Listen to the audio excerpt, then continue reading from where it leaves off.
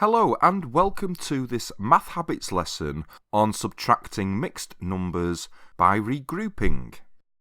So let's jump straight into this. Let's take the equation 3 wholes and 11 twelfths take away 2 wholes and 7 twelfths. So what we can do here, just like adding fractions, we can start with the whole numbers.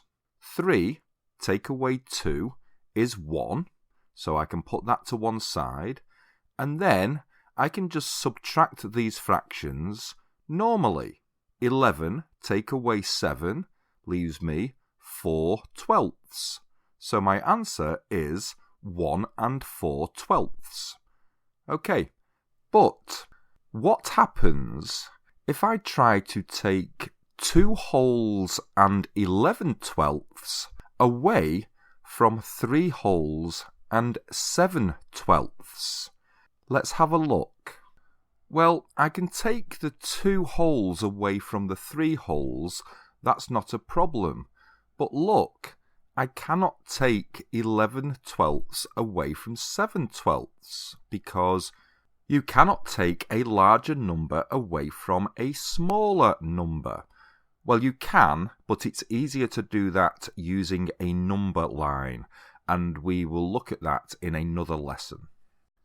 So what we can do here is we can regroup one of the 3 wholes by making it 12 twelfths and adding it to the 7 twelfths like this.